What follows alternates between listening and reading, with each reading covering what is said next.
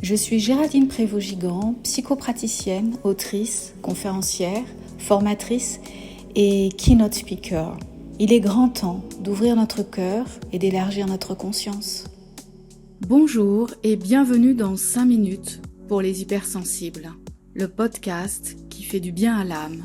Ici, on se dépose, on respire, on prend un moment pour revenir à soi. Comme vous le savez et comme je l'ai partagé dans l'épisode précédent, toujours je prépare ce que je vais vous dire et toujours je mets la feuille de côté. Parce que je sais que ces inspirations, ces connexions spontanées, ces canalisations, cette connexion au champ de conscience des hypersensibles spirituels me permettent de vous offrir des moments de réflexion, de ressources, de reconnexion et d'alignement, alors que vous êtes embarqué parfois dans le tumulte de votre quotidien comme nous le sommes tous. Alors que la situation nationale et internationale nous offre chaque jour des rebondissements pas toujours très enthousiasmants, les hypersensibles spirituels se sentent souvent meurtris, bien souvent sans espoir, avec un sentiment d'inutilité et surtout de s'être trompé de planète. Je sais que cette expression est une de vos favorites puisque vous ressentez profondément ceci. Pourtant, je crois pouvoir dire que vous et moi, nous aimons profondément la planète Terre, que nous aimons les arbres, les océans, les montagnes, tous les animaux qui peuplent cette planète. C'est juste que les humains, parfois, font de bien grandes bêtises, surtout s'ils ont peu de conscience et s'ils sont connectés, embarqués par des émotions particulièrement intenses. Bref, j'avais envie, c'était mon inspiration du jour, de vous parler de ce que j'observe très souvent chez les hypersensibles et les hypersensibles spirituels bien sûr, c'est quand on est en mode gelé, comme le petit personnage de l'âge de glace, vous savez, qui court après son gland et qui se retrouve prisonnier dans un cube de glace. C'est un petit court-métrage qui accompagnait un des cartoons, l'âge de glace.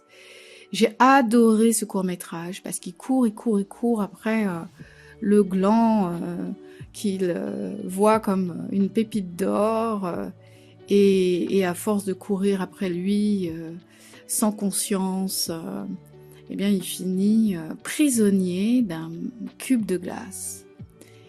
Eh bien les hypersensibles et les hypersensibles spirituels, très souvent, à cause de leur grande sensibilité, se retrouvent comme immobilisés, gelés, coincés, et c'est souvent la peur d'avoir mal, la peur du changement, la peur de la transformation, la peur d'oser être vraiment soi, la peur de devenir grand tel que nous le sommes initialement, c'est-à-dire la peur de contacter le grand soi.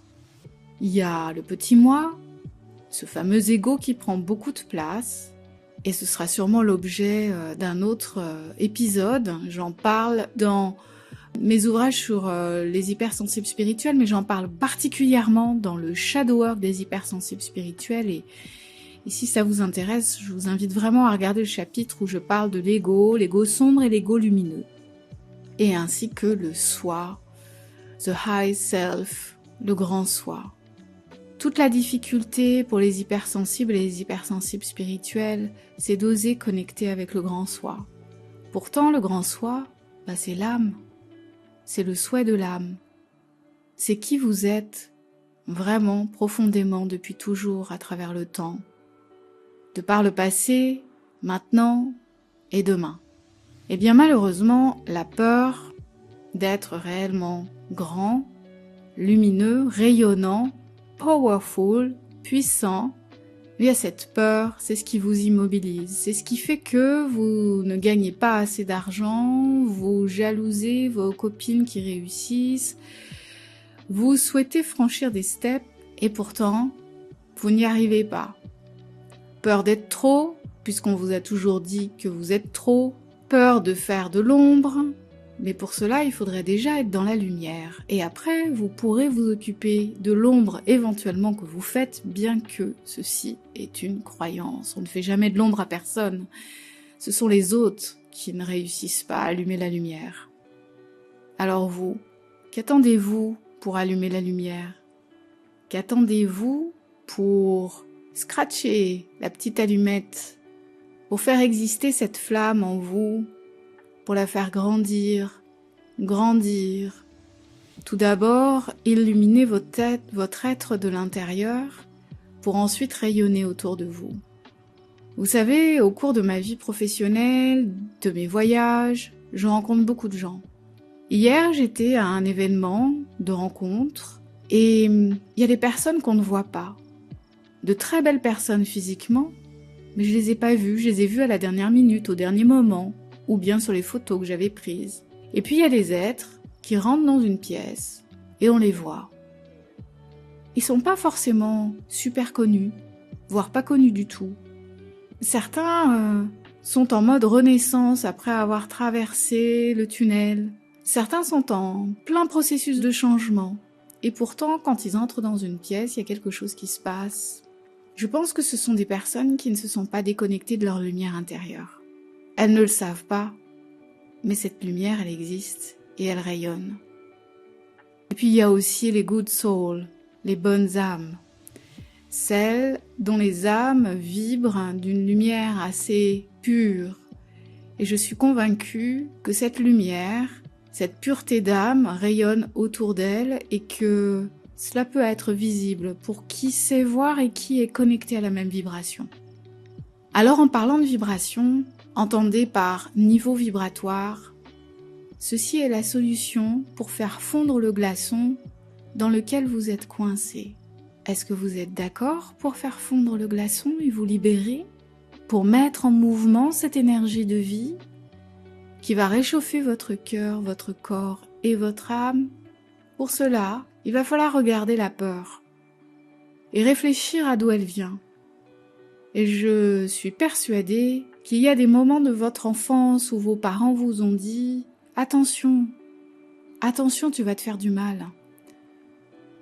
Et depuis, comme vous sentez tout très fort, eh bien vous vous protégez pour ne pas avoir encore plus mal. Mais ce n'est pas la solution. La solution, c'est de faire la paix avec votre hypersensibilité, de comprendre comment elle fonctionne, de comprendre ce que votre sensibilité, ultra-sensibilité a à vous dire, de saisir les différents canaux par lesquels vous recevez des informations intenses et en grand nombre. C'est vous réconcilier donc avec votre hypersensibilité qui va vous permettre de pouvoir naviguer dans le monde et de comprendre aussi que ce n'est pas en vous surprotégeant que vous allez avoir moins mal, mais vous allez avoir encore plus peur. Donc, moi je pense, et pour l'avoir vécu, je vous confirme que c'est la solution, commencez à regarder vos peurs, faites un pas de côté et regardez combien de fois ça vous a empêché d'avancer, ça vous a bloqué, ça vous a empêché de rencontrer des personnes, ça vous a empêché d'oser aller plus loin, d'avancer. Vous pouvez parler à la petite en vous, au petit en vous, et le rassurer. Parce que finalement, c'est l'enfant en soi qui a peur.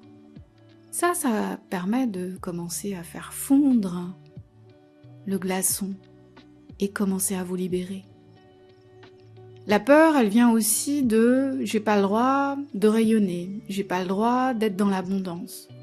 Combien de fois, et pas plus tard qu'hier ou avant-hier, certaines de mes patientes ou certains de mes patients sont obligés d'annuler une consultation avec moi parce qu'elles ont peur de manquer, parce que l'argent ne vient pas, parce que l'argent sur leur compte en banque se dissout, voire même, qu'est-ce qui augmente? C'est le moins plutôt que le plus. Et à chaque fois, je me dis, mais c'est le mindset déjà qu'il faut changer. Si tu as des difficultés financières et que tu annules une séance avec moi pour te protéger de ce qui te fait peur, c'est-à-dire manquer encore plus, eh bien tu continues d'alimenter la boucle du manque, de la peur, et en plus de ça, tu te supprimes une opportunité de pouvoir travailler sur le sujet, de pouvoir développer tes potentiels et de te faire aider. Ça, je vous avoue, c'est un truc que j'ai vraiment du mal à comprendre. J'ai connu, dans le passé, il y a très longtemps, des situations où c'était compliqué. Mais je savais où il fallait investir et où il fallait faire attention. C'est ça qu'il faut réfléchir. C'est un investissement, une séance avec moi. Ça dure dans le temps.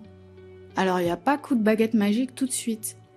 Mais combien d'entre vous, des années plus tard, m'envoient un message en me disant à quel point cette séance ou cette période d'accompagnement a ensuite porté ses fruits sur des années. Ça aussi, c'est être dans le cube que d'avoir peur, de manquer encore plus et du coup de resserrer, de supprimer toutes les ressources d'aide, d'accompagnement, de mentoring, de coaching. S'il vous plaît, changez votre mindset. Faites attention sur certaines dépenses, mais ne supprimez pas les ressources. Ne supprimez pas les espaces où vous investissez pour demain. N'ayez pas peur. Osez investir en votre personne, dans votre futur. Ça aussi, ça va contribuer à vous connecter sur l'énergie de vie, d'enthousiasme, de courage, d'oser. Tous les choix qui reposent sur la peur, vous le savez certainement, ne donnent qu'un peu plus de peur, de rétrécissement et de non-rayonnement. Tout choix qui repose sur la lumière, la confiance, rayonnera. C'est quelque chose en expansion. Pour cela, souvenez-vous d'une fois où vous avez fait un super choix. Vous étiez à un carrefour et vous avez fait un super choix. Souvenez-vous ce que vous avez ressenti quand vous avez eu la confirmation. Dans quel endroit du corps? Où vous étiez? Qu'avez-vous ressenti? Prenez le temps de vous souvenir, d'avoir l'image. Que vous êtes-vous dit? Qu'avez-vous entendu? Où étiez-vous? Qu'avez-vous ressenti dans le corps? Cette confirmation, yes, j'ai fait le bon choix. Mon intuition était bonne, mon évaluation, ma logique, tout s'est aligné pour donner ce résultat d'un choix qui a été le bon. Quand vous êtes connecté à cette émotion, ramenez-la ici et maintenant. Et vous verrez, ça dissout la peur. Ça fait fondre le glaçon. Ce n'est pas parce que vous avez ressenti dans le passé quelque chose que ce quelque chose ne peut pas être réactivé ici et maintenant. Et lorsque vous vous y connectez ici et maintenant, eh bien vous pouvez prendre appui pour bâtir la suite. Ça aussi, c'est sortir du glaçon. Ayez en tête cette image, ce ressenti à quel endroit du corps. Que vous êtes-vous dit? Vous savez, les hypersensibles spirituels, c'est vraiment le travail qu'on a tous à faire. L'inquiétude, l'anxiété, c'est de la peur à petit ou grand niveau. C'est vraiment ce que nous avons tous à travailler en tant qu'hypersensibles et hypersensibles spirituels. C'est un moyen de connecter la force. Vous savez, cette fameuse phrase qui dit que l'hypersensibilité n'est pas une faiblesse mais une force. Et combien de fois vous vous êtes dit « Ah, c'est ça, parole et parole ». Eh bien, en effet, c'est une force si vous prenez ce chemin de danser avec la peur, de la regarder dans les yeux, de lui dire « Tu ne me fais pas peur, ce sont mes pensées qui te donnent vie. Ce sont mes croyances qui te donnent vie. » Si j'arrête de te donner de l'importance, si je te regarde différemment, et si je reprends mon pouvoir, eh bien je peux avancer. Et le monde a tellement besoin que vous rallumiez la flamme. Le monde a tellement besoin que vous osiez rayonner. Le monde a tellement besoin d'hypersensibles spirituels. Et je terminerai par cette anecdote. Hier, durant ce dîner de rencontre, j'étais en face d'une magnifique femme américaine. Et on a commencé à échanger, à partager, et j'ai tout de suite senti, elle faisait d'ailleurs partie des rares personnes que j'ai vues être rayonnantes dans cette pièce, et très vite j'ai senti que je pouvais lui parler des hypersensibles spirituels. Alors je lui ai parlé de mon livre. La réaction qu'elle a eue a enchanté mon cœur. Les deux mots, hypersensible et spirituel. À chaque fois que je m'adresse à un ou une hypersensible spirituelle et que je prononce ces deux mots, que je parle de ce que j'ai découvert, tous ont une réaction qui vraiment est un cadeau pour moi. Et je me disais que finalement, une de mes activités favorites, c'est de trouver ces perles rares d'hypersensibles spirituels sur la planète, quel que soit l'endroit où je me trouve. Et j'en trouve presque toujours au moins une perle. Ça constitue mon collier planétaire d'hypersensibles spirituels. Et je me disais, si tous ces hypersensibles spirituels s'autorisent à se révéler au monde, à trouver vraiment leur truc, leur passion, à oser vraiment être hypersensible spirituel et le partager à des personnes qui sont calées sur la même vibration, eh bien c'est formidable. C'est une co-création discrète, c'est une révolution silencieuse, mais je suis convaincue que plus nous rallumons notre flamme et osons rayonner de notre hypersensibilité spirituelle, plus nous nous connectons à nos frères et sœurs d'âme, plus nous rejoignons cette famille d'âme, ce collectif, et que dans l'invisible ça œuvre à nous de continuer à œuvrer aussi dans la matière. C'est certes peut-être le plus difficile, mais en même temps, n'oublions pas que c'est ce pourquoi nous sommes indéniablement venus. Nous sommes ici sur Terre pour mettre dans la matière notre magnifique sensibilité. D'illuminer le monde, je suis convaincue que c'est notre tâche, à nous, les hypersensibles spirituels. J'espère que ces mots vous portent, vous inspirent. Merci d'avoir pris ces quelques minutes avec moi. Si ces mots vous ont apaisé, laissez-les diffuser doucement dans votre journée. Si vous connaissez une personne sensible qui aurait besoin d'entendre cela, n'hésitez pas à lui partager cet épisode. Prenez soin de votre énergie, de votre regard sur le monde et surtout restez fidèle à votre lumière intérieure. Je vous dis à très bientôt pour un nouvel épisode de 5 minutes pour les sensibles. C'était Géraldine Prévost-Gigant, psychopraticienne, autrice, conférencière, disponible pour accompagner tout être sensible à trouver la paix dans son cœur. Merci pour votre présence, merci pour votre fidélité. Pour en savoir plus, rendez-vous sur mon site géraldineprévostgigant.com et sur les réseaux sociaux. À bientôt.